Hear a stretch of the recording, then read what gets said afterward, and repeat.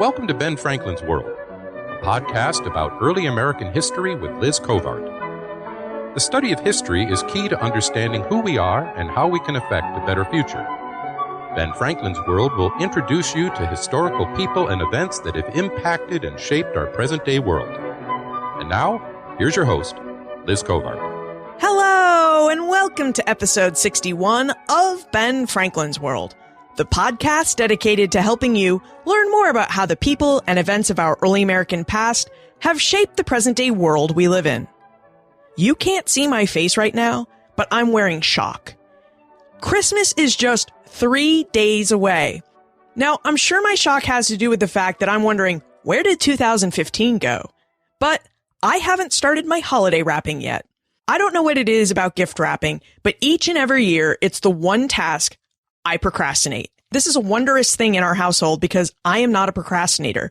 But each and every year, I put off the gift wrapping. So just know that if you haven't started your holiday wrapping yet, you're in great company. Now, while I may not be excited about gift wrapping, I am really excited about Christmas. Tim and I have a great day planned. We're going to drive up to New Hampshire and spend the holiday with my parents, my brother, our 3-year-old niece, Addison, and our 10-month-old nephew, Harrison. And Addison seems really excited about Christmas this year. I think she finally understands Santa, and she's really interested to see if she's been a good girl this year. And I can assure you she has. And whether Santa leaves presents under her tree. So Tim and I can't wait to see her reaction when she finds some gifts under her Christmas tree. I hope that you and your family have an equally wonderful day planned. I wish you and your family a very Merry Christmas. And if you don't celebrate Christmas, I still hope you have a great day and that you get to do something enjoyable.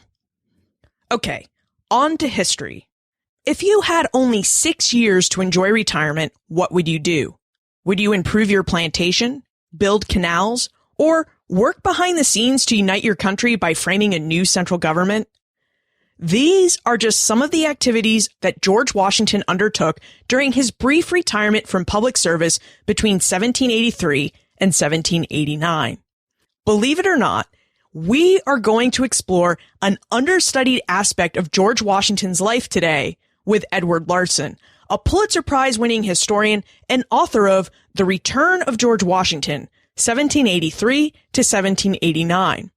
During our exploration, Ed reveals how and why George Washington retired from government and military service after the War for American Independence, the activities Washington undertook during his retirement period, and why Washington felt compelled to return to public service in 1787 during the Constitutional Convention.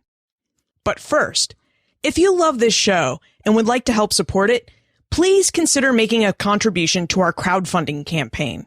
Your financial support will help the show continue to sound great, and it will help me expand the offerings and educational opportunities provided by Ben Franklin's World. To learn more, text Support BF World to 33444 or visit benfranklinsworld.com/movement. Thank you very much for your consideration. And now, let's go meet our guest historian. With tidings and wisdom to share about our early American past, here is this week's special guest. Our guest is a professor of history at Pepperdine University. He is the winner of the Pulitzer Prize in History, and today he joins us to discuss his book, The Return of George Washington, 1783 to 1789. Welcome to Ben Franklin's World, Edward Larson. Thank you very much. I'm delighted to do anything connected with Ben Franklin. Ed, George Washington, as you know, served as the first commander-in-chief of the Continental Army. He had served prior to that in the French and Indian War, and later he would serve as the United States' first president. There are so many books written about Washington. Why did you choose to write a book about Washington in between his service as commander-in-chief and as first president? Because no one has written a book about it. You're absolutely right. There are endless books about Washington. They could fill a library. I'm sure one person, when I was introduced, once told me he'd looked up on Google and found out that there were over 20,000 books with George Washington in the title in some way, title or subtitle. But this period, the period between when he steps down as commander-in-chief, or effectively, actually, with the Battle of Yorktown, which effectively ended the Revolutionary War, which was in 1781. The peace treaty was signed in 1783. And there are good works about those 2 years, about Washington winding down the war. There are good books about that. But then he doesn't become president until 1789. And so there's, however you want to count it, there 4, 5, 6 years in this in-between period when Washington retired, as it were, was using his phrase, back to his plantation in Virginia. And those periods tend to get lost, even in the biographies, the multi-volume biographies about George Washington, and there's some excellent ones. This period either gets skipped over, or they talk about Washington as a farmer, as a planter. And that's a great story. Washington was a planter and a farmer, and a very, very imaginative one. And you get to see it during that period, but you also can see it later in his life and earlier in his life. What they leave out is what he was doing as a public citizen during that period. And he was the most famous person in America and a world hero for having freed the colonies. And so I want to probe into that period. I would like for us to look at George Washington's retirement, but before we get to his retirement, we should actually look at the process by which he resigned as commander-in-chief. I mean, that's a really interesting act because Europeans were really surprised when he turned in his resignation to Congress in December 1783, but Americans were not all that surprised. Would you explain why Europeans and Americans held such different views about Washington's resignation? Europeans were surprised because it differed from their experience. Even during the war, the British propagandists, in their letters, articles, broadsheets to the American people saying, why are you revolting against one King George, that is King George III, only to get another King George and King George Washington? They would argue that all rebel leaders become tyrants. That is, they can't give up power. And so they could point to Cromwell in England, who very few could argue didn't have the best of intentions, and yet he can't give up power. Caesar, the various different Roman emperors. Of course, if they could go a few years ahead, they'd have Napoleon as probably the greatest example of all time. Time after time, and more recently, whether it be Lenin or Mao or Castro in Cuba or whoever, rebel leaders have a very difficult time giving up power. And so this surprised them. They thought he would cling to power. Now, Americans did view it somewhat different. Perhaps they were just more naive in the sense that Washington always said he was going to retire. When he first took the job, he said he takes on the soldier, he does not give up the citizen. The Americans were steeped in this Enlightenment idea of sort of the citizen soldier and the citizen who was a leader. That is, you'd go into office and you'd come back out of office. That was something of a colonial norm. And Washington said he'd step down. So when he did step down, certainly the people were delighted. They were pleased that he had done what they expected him to do.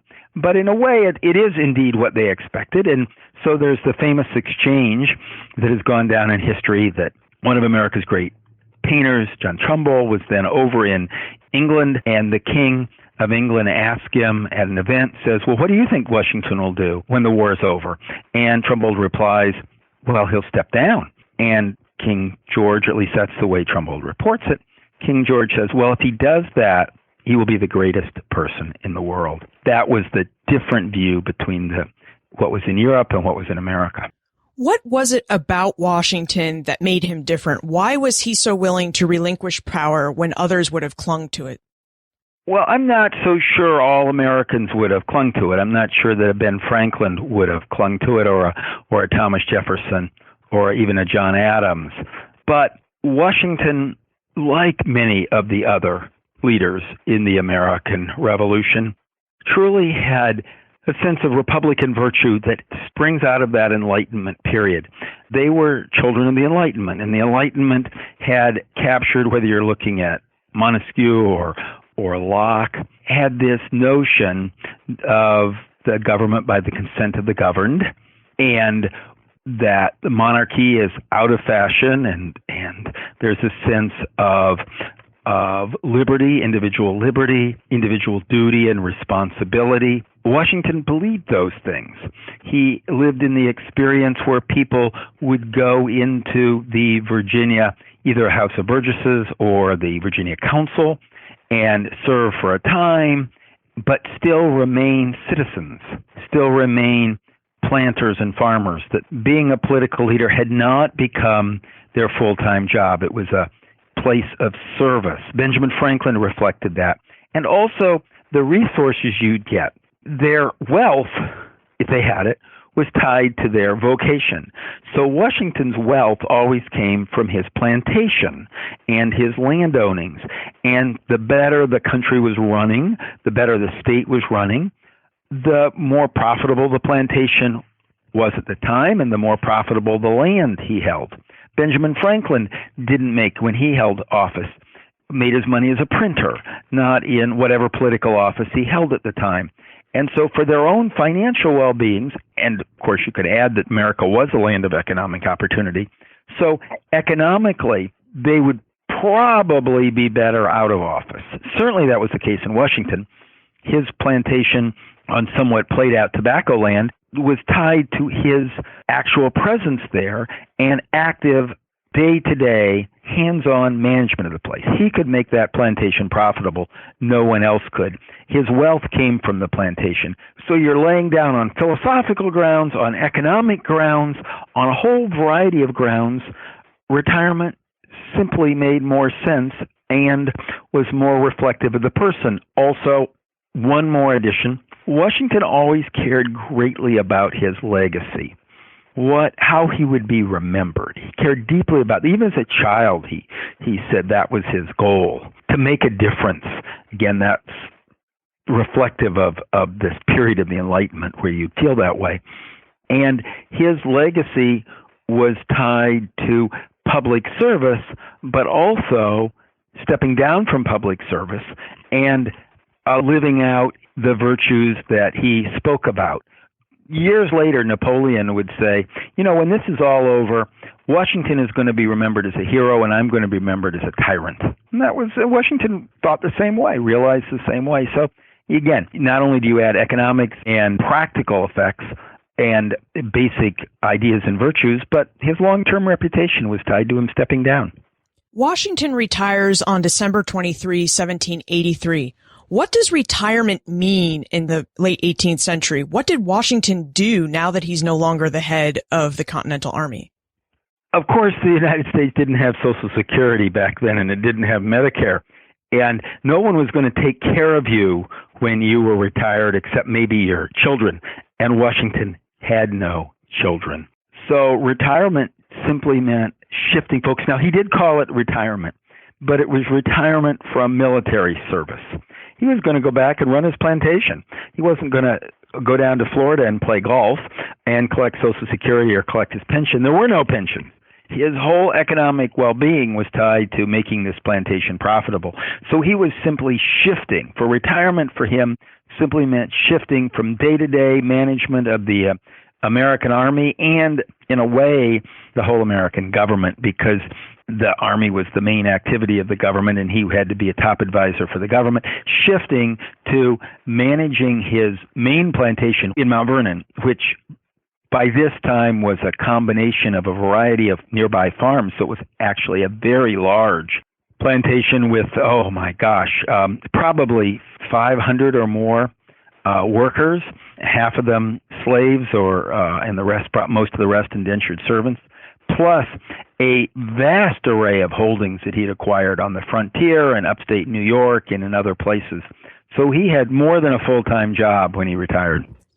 Washington didn't go to Florida to play golf, which probably would have been awkward if he had, since it was owned by the British. But he definitely had some sort of, shall we say, hobbies. And one of those hobbies seemed to be the idea of inland navigation and pushing that cause to being built. Would you tell us about inland navigation and Washington's interests in it?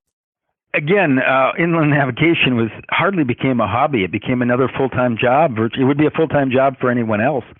Inland navigation, you can sort of slash that with canaling. This was an era before railroads. And what had been happening in Europe, and and Washington and many other Americans very closely followed. They viewed themselves more as Europeans than they really did as Americans, in the sense that they were trying to create a better Europe in the New World. And at this time, recently actually, at that time in the previous maybe 50 years, the Industrial Revolution had begun to take hold in Europe, and to get goods to market and also to get raw materials to the manufacturing sites, there'd been a rage of canal building in France and in England and somewhat in Germany and Ireland and in other places. They were digging canals across the land, and these canals or water, and often it was just dredging and deepening existing rivers, so that you could carry massive amounts of goods to market from factories. This was obviously going to be necessary in the United States. They didn't have railroads, and so they started building some canals. But what Washington saw was even bigger than that. Washington saw, and it wasn't, again, just Washington, most of the American leaders, and you can see this just as clearly in Benjamin Franklin, believed that what made America different was the frontier. They would look and say, why are we such a virtuous people? Why do we have so much opportunity here? You look at Europe, and basically people were still serfs. If you were born as a peasant, you were going to die as a peasant. The French Revolution hadn't yet happened. This is what was happening in France, but it was also happening in England. If your parent was a lord, you're going to be a lord, and if your parent was a miller, you're going to be a miller. The place was full up. Now, they didn't notice that in America. You could have a person like a Ben Franklin who literally escaped from some sort of service with his brother and go to a new town, Philadelphia, and become a very, very wealthy and successful printer. George Washington's family, of course, had come out and carved the place for them on the frontier, what was then the frontier, and Washington's own future before the Revolution, he tied to acquiring land after he'd serviced during the French and Indian War. He acquired significant lands on the frontier. He'd become a frontier surveyor and had worked on the frontier, so he knew the frontier. By the frontier, then we mean the Ohio River Valley, what's now western Pennsylvania, the state of West Virginia, then part of Virginia, and maybe across into what's now Ohio, that basic area. So all Americans believed that what made America different is we always have a frontier. People can go onto the frontier and they can make a new life for themselves if they're industrious. They can be like Daniel Boone going out to what became Kentucky, but then was part of western part of the state of Virginia. Or if you're a wealthy or aspiring to be wealthy Easterner, you could invest in the frontier, like George Washington, and that could be a key to your future. So the future was always tied to the frontier, and that's why at the time of the American Revolution and independence, they cared so much about getting the areas west of the Appalachians. If you remember, one of the causes of the American Revolution was after the French and Indian War, when the British acquired secure title to the Ohio Valley from the French. The British then issued the proclamation of 1767 and closed the frontier to settlement by people from the eastern colonies. This blocked off this avenue of, what Americans viewed as their future. So that was one of the causes of the revolution. Now with the revolution over, they were so proud that they had, and so it was so important to them that they had acquired the frontier. What Washington saw was that frontier was being lost. Under the Articles of Confederation, the central government couldn't have an army, it couldn't tax, and therefore it couldn't defend the frontier. None of the states had the resources to protect their claims to the extent they had them west of the Appalachians. And the British, despite the peace treaty, had never left their forts in the frontier, in what we would later call the Northwest Territories.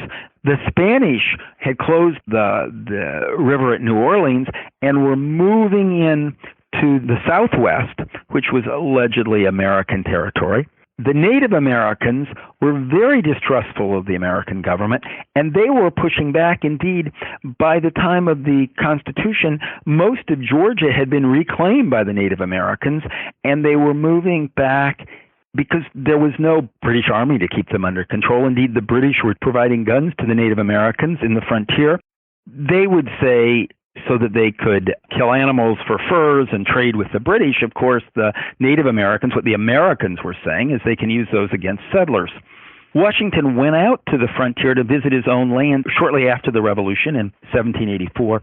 And he found out he couldn't get to most of his territories because Native Americans had pushed back in, and they were waiting in ambush to capture him. His agent in this area had been captured and killed by the Native Americans. So there was a real threat out there. So Washington couldn't get to his own lands, or what he claimed to be his lands, and there were no troops out there to defend it. And the settlers out there, he found, weren't too interested in the United States. And they had to get their goods to market, and the way they'd get the goods to market were either through Spanish New Orleans or up through British Canada. And Washington came back from his trip, and he wrote letters to all sorts of governors around the country saying, we're losing the frontier. The frontier, and the frontiersmen, and this is a quote from his letter, are as on a pivot. They are ready to swing. They could swing to the British. They could spring to the Spanish. They'll go whichever way they can trade. And we need to link up the frontier with canals, with a waterway, with a navigation system that will go over the Appalachians and connect the Ohio country, as it were, western Pennsylvania, Kentucky, those areas, with the east. Now, he thought the perfect one would go through the Potomac River by his Mount Vernon, and therefore building up the value of that area, go up through the Potomac and then connect to the Ohio River system a little bit south of Pittsburgh, and then connect up to his own lands, and he owned very large tracts in that area, or claimed to own them. And then, of course, those would become more accessible. They could get their goods to market closer. They would be tied, as it were, to the East Coast. So this became his project, building a Potomac navigation system for both personal economic reasons and also nationalistic reasons to link the frontier with the East. And this became a driving passion with him. He worked with the states of Maryland and Virginia, because the Potomac goes along the border, to get a company created, a joint stock company with limited liability for himself. He became president of that company. He hired the workers. He had hundreds of workers, either deepening the river or blasting in the rapids to open up waterways, or building bypass canals, some of the larger rapids. Of course, later on, the Erie Canal would be built up in New York, and it would prove a much more successful route, a much more easier route to operate, and that ended up taking a lot of the business from the Potomac Navigation Company. But this became Washington's passion, and he was on the job operating this. So talk about retirement. Not only was he managing a very large plantation with hundreds of workers, but he was also president of and the active leader of a navigation company, building a navigation system through really tough territory, because the Appalachian Mountains in that area are pretty rugged, and there's some sizable rapids on the Great Falls of the Potomac, which is it's the deepest falls, I think, on the East Coast. It's a sizable drop, but it would be back in 1780s, it would be a hellish thing to build a canal system around. Washington also seemed to have an interest or a passion in politics.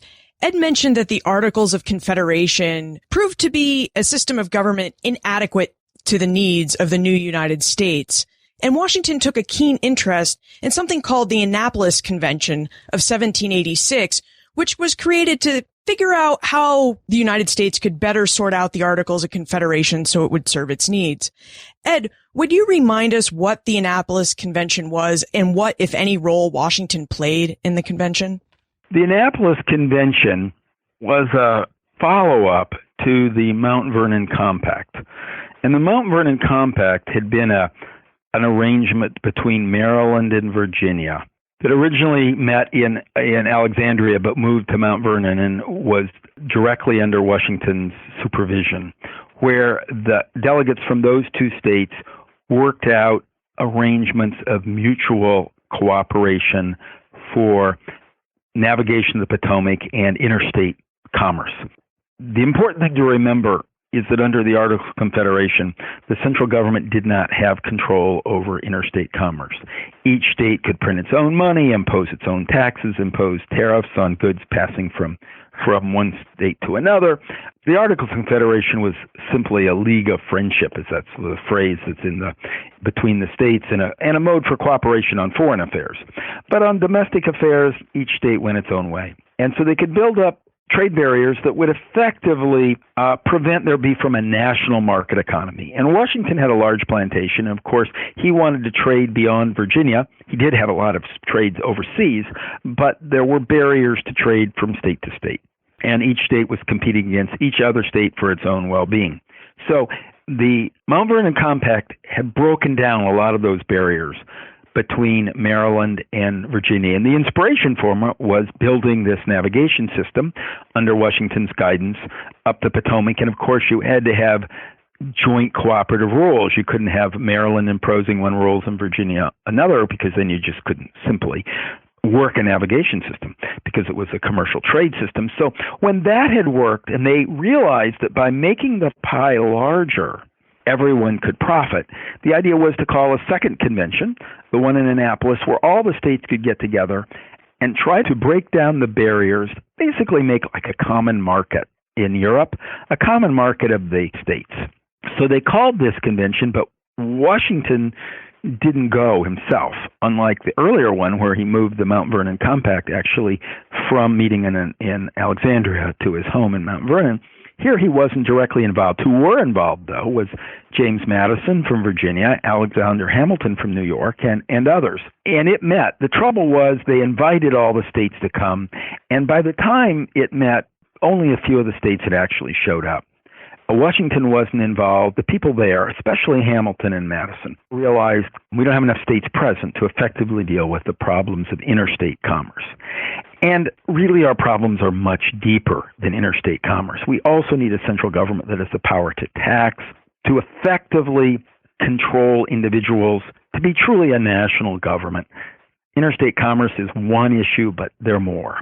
And so rather than to go ahead with this meeting, they adjourned and called on the states to have a larger meeting a year later in Philadelphia, where they could look at all the issues of the government.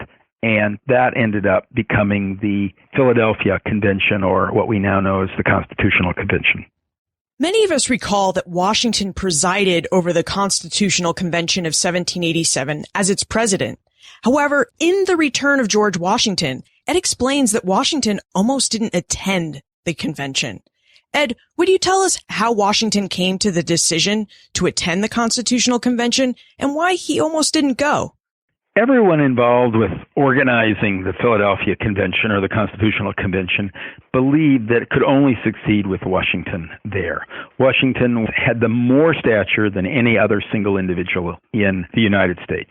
He was the most trusted individual, and he was largely trusted, not only because he won the war, but largely trusted because he had resigned power. So people did not view him as coveting power. The big problem with creating a national government at the Constitutional Convention was the people were fearful of giving up their power. For remember, they'd gone through the Revolutionary War. They'd gone through the oppression of a distant government in London oppressing them, and their states had been their protectors during the years leading up to the Revolutionary War. Now they were going to be called on to voluntarily relinquish power to a central government, a distant central government, whether it be in Philadelphia, New York, or later Washington, D.C. How to get them to trust transferring significant powers from their traditional protectors, the states, to the central government. Now, they knew they needed to do this for their military defense, for protecting the frontier, for creating interstate commerce, and therefore reviving an economy, because the whole states were all in a state of recession or depression at the time because of the economic problems created by these little states and their inability to control foreign or domestic interstate commerce. So they knew there were lots of problems and how to get them to trust. Well, the key to getting them to trust was having George Washington there, because they trusted George Washington with power from his previous experience. The problem for Washington was he knew that trust only went so far. He knew he had a reputation that he wanted to defend and protect. He knew he had a limited amount of political capital. He was convinced that the central government had to be stronger. There was no person who was more prominent in this period during the Confederation. There was no one who was more critical of the Confederation, and no one who was more visibly connected with the idea that we need a stronger central government than George Washington. But he had limited capital. And so if he went and it failed, he feared, and this appeared in many of his letters, he feared that he would expend this political capital, and then there would be no one who could pull the country together, absent total chaos and a total disaster. And that was his phrases. You read his letters. He says, chaos is possible. We are facing utter collapse. Of course, we're beginning to see collapse in France during the Revolution by this time, so you could see it coming. You could see the type of chaos and collapse that could happen. And so he didn't want to expend his capital prematurely and have it fail. So he was reluctant to go until he both had a clear plan in mind. And so he wrote to John Jay, to James Madison, to Henry Knox, who was the Secretary of War, asking, what sort of government can we create? There had to be an alternative plan before he went there. It becomes known as the Virginia Plan. And second, he had to have some assurance that these delegates were willing to make that, as he called it, revolutionary. He called it a revolutionary step in government to this stronger central government. Because if he was just going to go there and watch it fail, he feared the worst for the country. The Constitutional Convention actually deliberated over 3 plans of government. The New Jersey Plan, which favored equal representation between the states. The Virginia Plan, which based representation purely on the population residing within each state. And the Connecticut Plan, a sort of consensus plan that gave each state equal representation in the Senate and population-based representation in the House of Representatives. Ed, how did Washington and the delegates negotiate all of these varying interests, the big states, the small states, those who want a government with lots of power, and those who want the states to retain lots of power? How did they come to the consensus that is the Constitution of the United States? The New Jersey Plan, as you describe it, was effectively sort of a patch-up of the Articles of Confederation. It retained basic power and sovereignty in the states. Now, under the Articles of Confederation, as under the Virginia Plan, each state had one vote in the central government. The only thing really different with the New Jersey Plan is that the central government now had the power to tax. It still had to be passed, each state having one vote, cast by as many delegates as they wanted to send, but these delegates were instructable by the state. So it would be like the United Nations. Certainly, U.S. can send a whole bunch of delegates to the UN. Togo can send one. They each get one vote. But the ambassador to the UN from the United States doesn't decide how they're going to vote. The president tells them how to vote, or the Secretary of State tells them how to vote. And that was how the Articles of Confederation worked. So literally, it would be a conclave of the states. It would have the power to tax, which was important, so it could raise funds for the central government and therefore hopefully defend the frontier and do a few things, but only if the states consented. Now, the Virginia Plan, as you describe it, was a true national government. It would consolidate all the fundamental powers in the central government, and the people from the whole Union would vote on delegates to the lower house. The lower house would choose the upper house, and those legislators would choose the president. So the big states would have a lot more power because they had more people. It all depends if you count slaves or not, of course. Virginia wouldn't have nearly as many people if you didn't count its slaves, but Pennsylvania would, and Massachusetts would. Those were the 3 most populated states at the time. And indeed, if you throw in New York, those 4 states would have a majority of the people at the time. So they would pick the representatives, that group would pick the senators, and they would have the power to tax.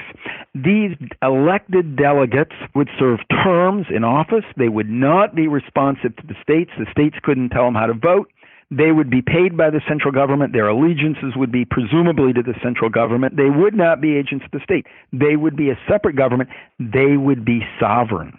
Indeed, the strongest proponents of this plan, Alexander Hamilton of New York, wanted to abolish the states altogether and create administrative districts, which of course later happened in France after the revolution in France. The backers in Pennsylvania, people like Gouverneur and Robert Morris, basically felt the same way. So did James Madison at this point. So there you had the Virginia plan, two fundamentally different plans. Everybody who went there, if you looked at them privately, everyone knew the compromise, because they knew they had to have a lower house and an upper house, because all the states, well, not all the states, not Pennsylvania, a couple states didn't, but most states had a lower house and an upper house.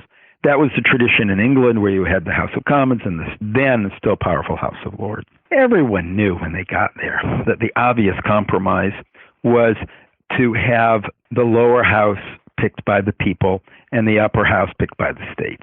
Ben Franklin knew that. Washington knew that. They all knew that was the compromise. The question was how to get to that compromise. The small states, of course, like the idea of the power of the states. They tended to back the New Jersey plan. The big states, most of them, not New York, but most of the big states tended to back the Virginia plan. And of course, they're both staking out the most extreme positions, but they all know the ultimate central point is this sort of mixed states in the one, population in the other. And so Ben Franklin is the one who sort of first formulates it, but he passes it on to Roger Sherman of Connecticut because it's better coming from a middle state. And Washington was involved in helping to broker the compromise to that position, even though he was publicly committed to the Virginia plan. He had been one of the authors. We don't know exactly how the Virginia plan was written because it was private meetings when it came out, but Washington, we know, was at every one of those meetings. He never missed one of the meetings, and the earlier genesis of it was James Madison, but James Madison, at the time he was working on it, was actually living at Mount Vernon, staying at Mount Vernon for a couple months with Washington. So Washington was involved with the Virginia plan throughout, but he had been a political general. He had worked out with a smaller army, he had defeated a bigger army by negotiating, by compromising, by keeping people in play, by keeping state militias involved, by being very resourceful. This was the sort of politician he was, and this was a role he played in Philadelphia to help get all the people moving toward a compromise plan that would still effectuate the key things that he thought were necessary. That is, a central government that had power to tax individuals, that had power to control individuals, that had the power to dictate to states, had the power over interstate commerce, had the power over foreign affairs, had an army, and yet left other aspects of life and of government to the states. The question was getting all the delegates to this new vision of a government. One of the problems embedded in the plans for representation is how should slaves count? In The Return of George Washington, Ed points out that Washington stood as one of the largest slaveholders in Virginia, even though after the Revolution, the idea of slavery made him uncomfortable. Ed, given Washington's views on slavery, where did he stand on the 3/5 debate? And would you just remind us what that debate was about? The 3/5 compromise, as it was called, the debate over the 3/5 compromise, was probably second maybe to the big state, small state compromise, the biggest issue at the Constitutional Convention. We tend to think of the slavery issue erupting at the Civil War, but actually it erupted at the Constitutional Convention because before the war, every state had slavery. During the war and in the immediate aftermath of the war, most of the northern states had either abolished slavery or moving toward the abolition of slavery. It did not, to them, to so many people, seem compatible with their notions of freedom and liberty that were tied up in the revolutionary struggle. Ben Franklin is a good example of this. He actually had slaves, a few house slaves early in his career, but he turns totally against slavery and founds one of the first abolitionist society in America.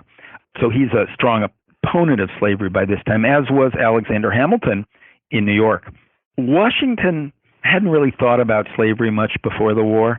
But during the war, in this revolutionary fervor of the war, many of his aides, most trusted aides, like Alexander Hamilton, for example, who I just mentioned, but also Lafayette from France, the Marquis de Lafayette, who was strongly opposed to slavery, Henry Laurens of South Carolina, who strongly opposed slavery.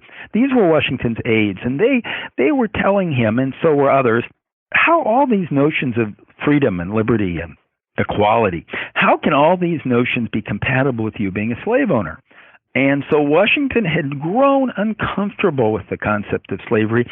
At least he got to the point where he thought that it wasn't an efficient system, but it was the system that he'd inherited. It was the system that was the foundation of his livelihood. He owned a couple hundred slaves, and his wife owned even more. And so they had quite a large holding between his wife and himself. It's how his plantation operated, and what would happen to all these slaves if you ended slavery. So Washington was troubled and torn by the issue, but he knew the South was economically and in many cases morally and philosophically tied to this idea of slavery. But, your economics never get too far from your values.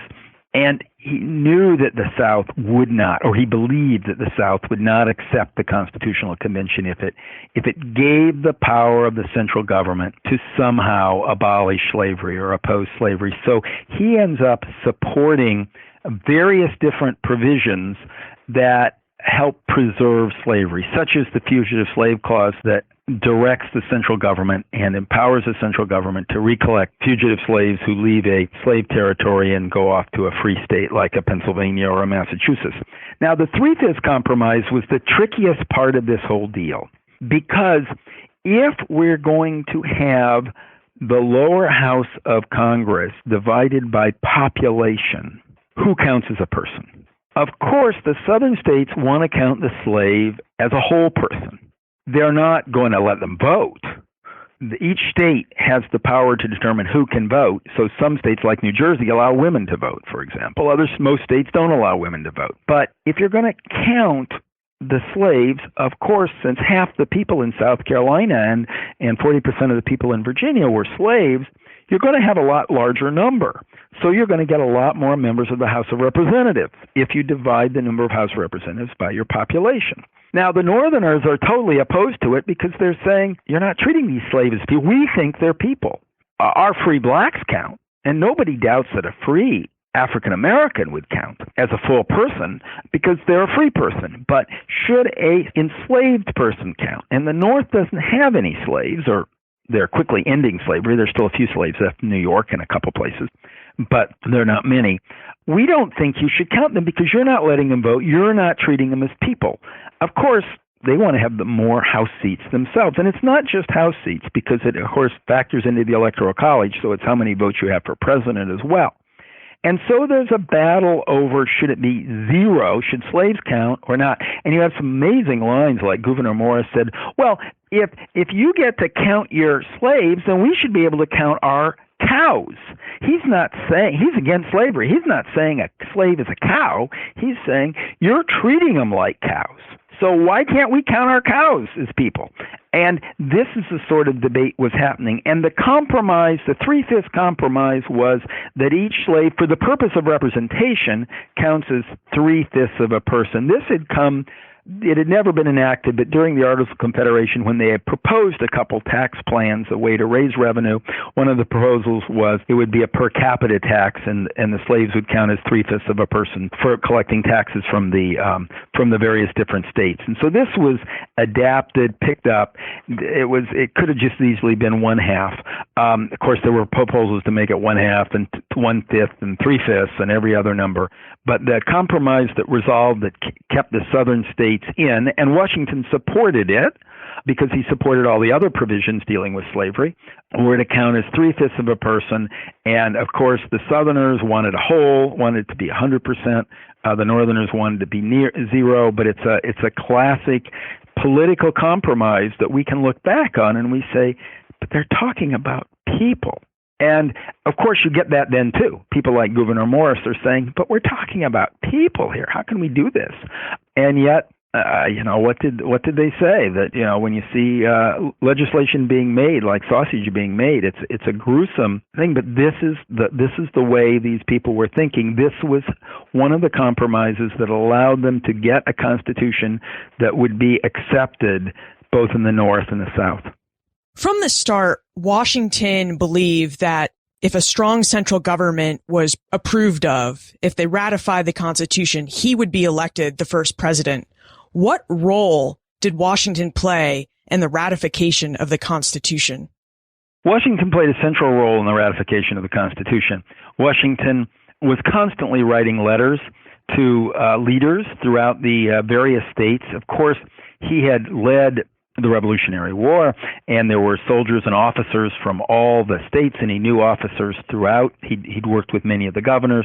He was very well connected around in fact, he was probably the only person, this was an era before mass communications, he was probably the only person with close contacts in every state who he'd worked with and knew personally, and he called on all those people to support the revolution. So he was actively involved in letter writing. He didn't want to appear publicly to be questing after the presidency, and he didn't really covet the presidency, but he did strongly believe that this country could only survive with the Constitution. It would make it look like he was just trying to be president if he publicly entered the fray. So he wrote a lot of private letters. He also called on his friends, people like John Jay and James Madison and Alexander Hamilton, to write public articles, publish articles either under their own name or under a pseudonym like Publicus, making the public case. He would redistribute those articles. He would gather up articles and have them sent in, and then send them out and ask other newspapers to publish them. When it really got tough, when you had really close battles, such as in Massachusetts, he would send letters for publication, publicly announcing his support. He urged people to go to their state ratifying conventions. He practically ordered James Madison to stand for election and go to the Virginia State Ratifying Convention to answer Patrick Henry item by item and defend this Constitution. So he was somewhat behind the scenes, but tremendously committed. In some ways, he was the clearinghouse. Mount Vernon became the clearinghouse for the ratification campaign. Let's transition to the time warp. This is a fun segment of the show where we ask you a hypothetical history question about what might have happened if something had occurred differently or if someone had acted differently.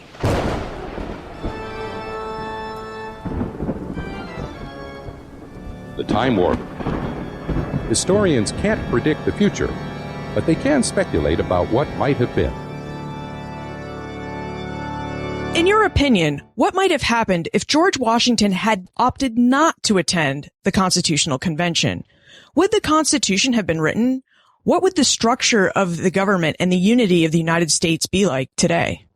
In the short run, if Washington hadn't attended the Constitutional Convention, it probably would have failed. It probably would, without the strength of his character. It almost fell apart even with the strength of his character. But without the strength of his character and without his stature in the front seat and his behind-the-scenes negotiation of various deals, it probably would have fallen apart. Again, it was such a close race anyway. And when the Constitution is written, it still has to be ratified by the states. And by the states, it meant by state ratifying conventions, popular conventions called by each state legislature. If you look at the campaign for ratification, in virtually every state, the main argument for it is, look, Washington backs this. Washington and Franklin back this. They're the authors of your liberty. How can it be bad? You can trust it. Without the ability to see this as a product of Washington's hands or Washington and Franklin's hands, these national heroes, it's hard to see how ratification would have happened. Indeed, after it was over, James Monroe, a later president of the United States, but who was rabidly against ratification, was one of the lead figures in Virginia against ratification. He said afterwards, mark my words, Washington carried this Constitution. Without Washington, it would not have been ratified in Virginia. It was a close call as it was. It likely wouldn't have been ratified in Massachusetts. It wouldn't have happened. Now, that doesn't mean that Washington single-handedly did it. Madison was in many ways the key architect. Gouverneur Morris came up with, and James Wilson from Pennsylvania devised most of the intricate features that we live with today that were critical to making it work, from the Electoral College all the way through to the way various details work. A person like Franklin was deeply involved. Hamilton, there were so many people who were critical to making this convention work. But Washington was first among many, in some ways the general contractor who keeps the whole thing working. And it was that team. Washington was always a team player. He was always typically the leader of it, but whether it was going into battle, he'd always hold conferences with all his lieutenants. When he became president, he invented the concept of a cabinet, because that's provisions not in the Constitution. That's the way he led. That's the way he worked. He always worked with others. He listened. He compromised. That was the sort of leader he was, and that's the role he played at the Constitution Convention. If you take him out, everything's going to be so different that it's not going to work now. But you ask, how would it be different today? Well, Washington was clear that the whole system under the Articles of Confederation was doomed to failure. So if it hadn't worked this time, would they have later gotten together? We don't know. I mean, there you're into a level of speculation that goes beyond my ability as a historian. I think it's likely that the Confederation would have broken up, and you would have had some sort of a Southern Confederation. That's what Patrick Henry was pushing for. And you would have sort of a New England Confederation. Some of the parts might have rejoined with Europeans. The Southwest may well have gone with Spain. Vermont was already conspiring with the British to rejoin British Canada. So you might have seen a breakup of the whole. That's a real possibility. The other possibility would have been, after it got worse, that they'd try again and they'd come up with some other system. Which of those was more likely? I think probably the breakup, but I'm not sure. You seem to have a strong interest in the early national period. Will your next book cover that period? Probably not. What I tend to do is move around, but I'll be back in the early national period, the late colonial period, the revolutionary period. I just want to probably take a breath here and do one transitional book and then be back. Where is the best place to look for more information about you, your work, and how we can contact you if we have questions? Any of your listeners can, of course, contact me by email. That's the easiest way to get through to me. You can just do Ed Larson, my name, Ed Larson at uga.edu. And that's probably the easiest way if you want to get a message right to me. Thank you so much for letting us into this understudied period of George Washington's life. Well, thank you for having me on the show, and I wish you great fortune with the idea. It's a beautiful concept. George Washington understood retirement in a way that differs from how many of us think about that period of our lives.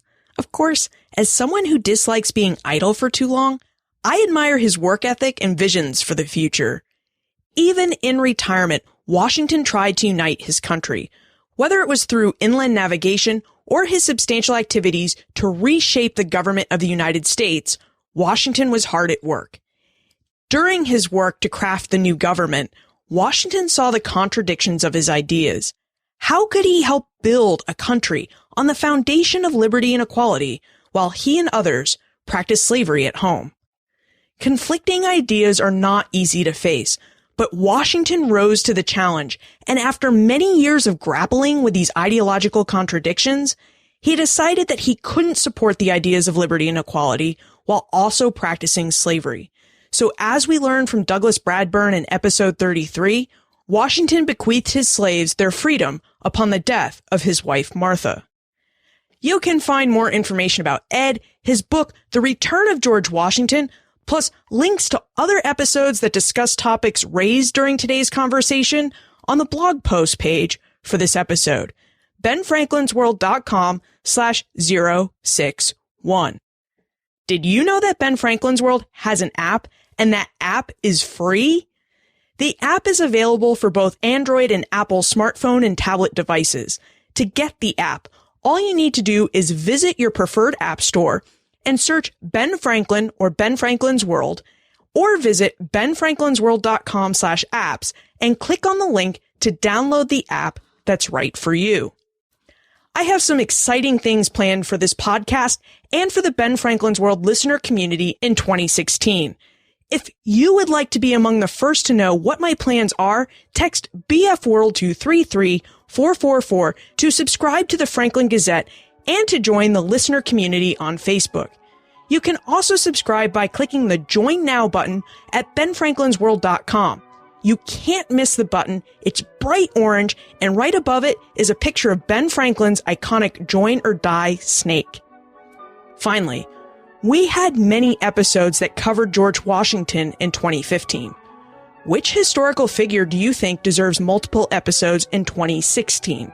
Send your answers to Liz at benfranklinsworld.com, tweet me at Liz Covart, or post a comment on the show notes page for this episode, or in Poor Richard's Club.